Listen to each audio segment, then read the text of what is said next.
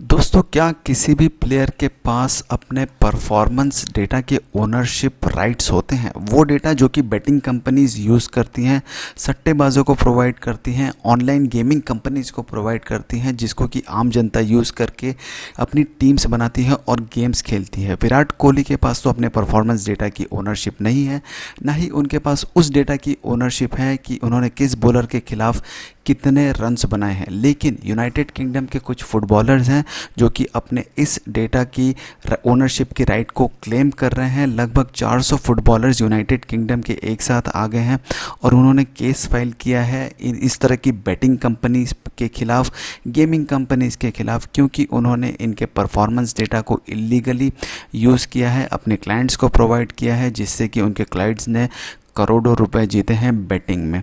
ये डेटा दोस्तों ये किसी भी फुटबॉल मैच के ब्रॉडकास्ट में काफ़ी इजीली अवेलेबल होता है, लेकिन ये डेटा इन प्लेयर्स का इंडिविजुअल प्रोटेक्टेड प्रॉपर्टी होता है। ये इन्फॉर्मेशन दोस्तों सट्टेबाजों को मिल जाता है और बिना प्लेयर्स के परमिशन के मिलता है, ये इन्होंने कहा है। इसीलिए ये सारे प्लेयर्स एक साथ आ गए हैं और जो इन्होंने केस फाइल किया है इसको इन्होंने नाम दिया है प्रोजेक्ट रेड कार्ड। तो इस वीडियो में हम लोग यही देखेंगे कि एग्जैक्टली ये केस क्या है, परफॉर्मेंस डेटा क्या होता है, और जब ये डेटा इजीली अवेलेबल है तो ये इलीगल क्यों हो रहा है, डेटा राइट्स और इमेज राइट्स में क्या अंतर होता है, और ये जो डेटा है ये क्या ये एक्यूरेट भी होता है या इसमें कोई इनएक्यूरेसी भी होती है, ये सब देखेंगे इस वीडियो में। दोस्तों मैं Shashi Thakur, welcome to book hive educators. तो दोस्तों पहले हम लोग जानते हैं कि ये लॉ सूट यानी ये केस एक्चुअली है किस बारे में। तो दोस्तों कई सालों से बेटिंग और गेमिंग कंपनीज जो होती हैं वो प्लेयर्स पर और उनकी परफॉर्मेंस पर नज़र रखते हैं। जैसे कि अगर हम फुटबॉल प्लेयर्स की बात करें तो उनको रेटिंग दी जाती है उनके अलग अलग एस्पेक्ट्स पर कि वो फुटबॉल प्लेयर की स्पीड कैसी है, उसकी पासिंग और फ्री हिट की एक्यूरेसी कैसी है। फिर ये जो परफॉर्मेंस इंफॉर्मेशन जो होती है ये उस इंडिविजुअल प्लेयर की दोस्तों प्रोटेक्टेड प्रॉपर्टी होती है, और अगर उस इंफॉर्मेशन को किसी के भी साथ शेयर करना है तो पहले उस प्लेयर की परमिशन लेनी ज़रूरी है, और वो ली नहीं गई है ऐसा कहना है उन प्लेयर्स का। अब हम देखते हैं कि एग्जैक्टली ये डेटा क्या है। तो दोस्तों जिस डेटा पे सवाल उठा है उसको कहा जाता है परफॉर्मेंस डेटा। ये कहना है यूके बेस्ड एक लॉ फर्म का। तो इस तरह का डेटा है दोस्तों कंपनीज कलेक्ट करती हैं और दूसरे कंपनीज़ को देती हैं, जैसे कि बेटिंग कंपनीज़ को देती हैं, गेमिंग कंपनीज़ को देती हैं। फिर ये कंपनीज़ गेम्स बनाती हैं, सट्टा लगाती हैं, और उससे दोस्तों लोग भी पैसा कमाते हैं और ये कंपनीज़ भी पैसा कमाते हैं। और ये जो परफॉर्मेंस डेटा के जो राइट्स हैं दोस्तों वो इमेज राइट्स से अलग हैं। इमेज राइट्स क्या होते हैं वो हम लोग अगली स्लाइड में डिस्कस करेंगे। तो परफॉर्मेंस डेटा जो है दोस्तों वो किसी भी खिलाड़ी का परफॉर्मेंस होता है अलग अलग एस्पेक्ट्स में। अगर हम इसको क्रिकेट के एग्जांपल से समझना चाहेंगे तो अगर हम किसी भी बॉलर को देखते हैं किसी मैच के दौरान, अगर हम उसके लगातार परफॉर्मेंस को देखें तो हम ये अंदाज़ा लगा लेंगे कुछ ही समय में कि यार ये तो हर चौथे बॉल पर बाउंसर डालता है। तो ये जो इन्फॉर्मेशन है दोस्तों ये कोई भी कंपनी यूज़ कर सकती है, दूसरे कंपनी को बेच सकती है, प्रोवाइड कर सकती है, और उस प्लेयर का अगले मैच में परफॉर्मेंस प्रेडिक्ट किया जा सकता है इस परफॉर्मेंस डेटा के थ्रू। अब बात ये आती है दोस्तों कि ये जो मैचेस हैं ये तो टीवी पर ऑनलाइन लाइव ब्रॉडकास्ट होते हैं, तो डेटा भी इसके साथ साथ ब्रॉडकास्ट हो जाता है। तो ये डेटा जो शेयरिंग है फिर ये इलीगल कैसे हो जाता है? तो दोस्तों अगर आप एक इंडिविजुअल हैं, अगर आप घर पर मैच देख रहे हैं और अगर आप सामने सामने डेटा नोट डाउन कर रहे हैं अपने बुक्स में या कहीं पर भी, तो वो लीगल है। लेकिन अगर आप वो डेटा किसी को बेचते हैं बिना उस प्लेयर की परमिशन के, तब वो इलीगल हो जाता है। अगर आप डेटा कलेक्ट करते हैं, अगर ये आपकी हॉबी है तो ये सही बात है, लेकिन अगर आप उस डेटा से पैसे बनाने लगते हैं तब ये इलीगल हो जाता है। इसको हम एक एग्जांपल से समझते हैं कि जैसे आपने अगर किसी फ्रेंड से अपनी एक गाड़ी आपने उसकी मांगी थोड़े समय के लिए और आपने कहा कि आप बाज़ार से कुछ सामान लाना चाहते हैं, लेकिन आगे चलकर आप उसको एक टैक्सी की तरह यूज़ करने लगे और आप उससे पैसे बनाने लग जाएंगे, तब वो इलीगल हो जाता है। यही प्रिंसिपल यहाँ पर भी यूज़ हो रहा है। तो ये जो लॉ सूट है जिसका नाम इन्होंने प्रोजेक्ट रेड कार्ड रखा है, इसका आर्गुमेंट दोस्तों जनरल डेटा प्रोटेक्शन रेगुलेशन के तहत आता है, जो कि यूरोपियन यूनियन और data protection act 2018 United kingdom के तहत बना है। तो प्रोजेक्ट रेड कार्ड दोस्तों, इसको आशा है कि ये लोग कोर्ट में केस जीत जाएंगे और खिलाड़ियों को मुआवजा मिल जाएगा, जो कि कई मिलियन पाउंड्स में आने वाला है।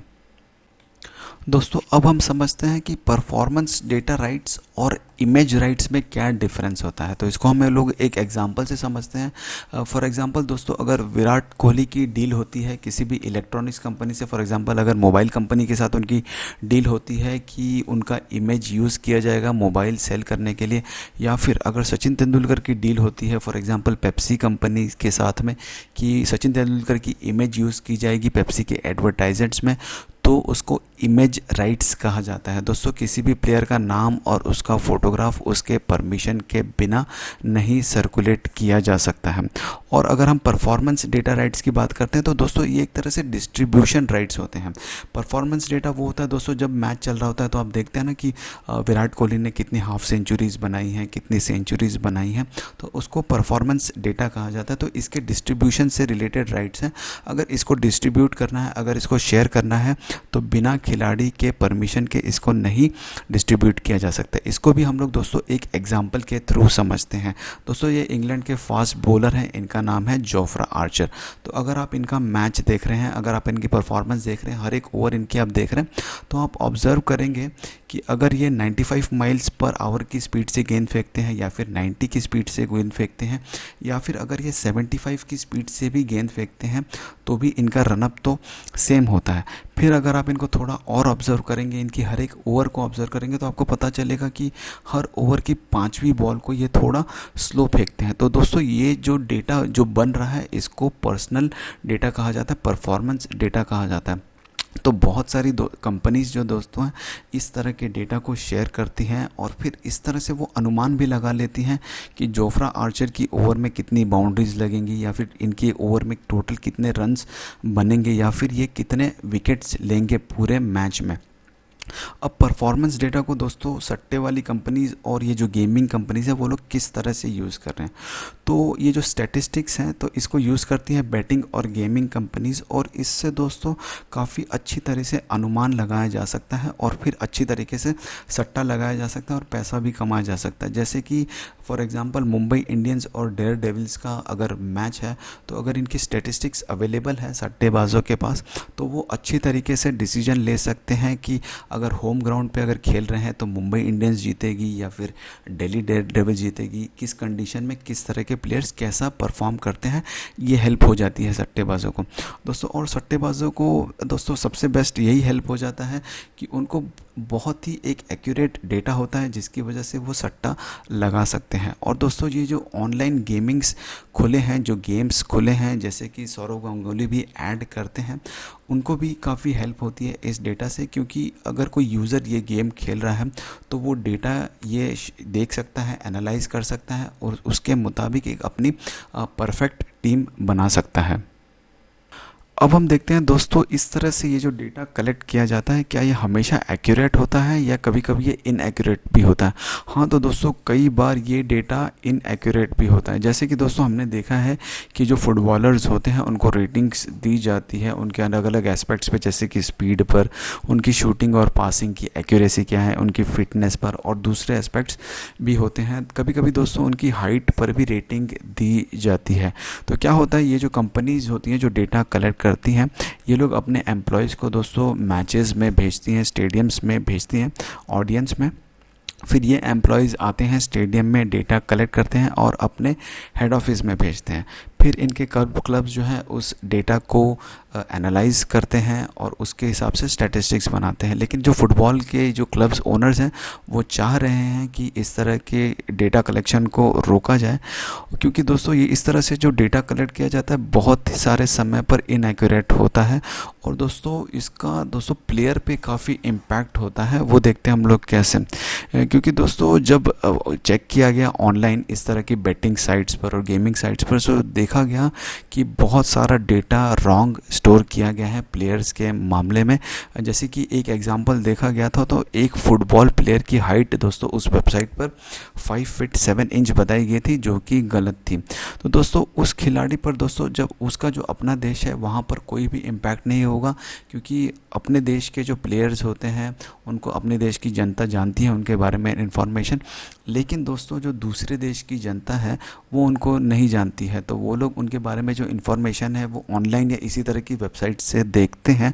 तो अगर उनको गलत इन्फॉर्मेशन मिलेगी तो वो लोग उनको काम नहीं करें, काम नहीं देंगे। यानी अगर दूसरे देश के क्लब्स हैं, अगर वो चाह रहे हैं कि ये प्लेयर्स उनके देश में भी आकर खेलें, तो उनको लगेगा कि यार इनकी हाइट तो सूटेबल नहीं है, हम इनको सिलेक्ट नहीं करेंगे अपने टीम में। तो इस तरह से दोस्तों इनके ऊपर काफ़ी बुरा प्रभाव पड़ता है। अब हम देखते हैं दोस्तों, दूसरा सवाल ये है कि जो ब्रॉडकास्ट चैनल्स होते हैं जिन पर कि मैचेस लाइव आते हैं, क्या इनके पास राइट्स होते हैं ये डेटा शेयर करने के लिए लाइव टीवी पर?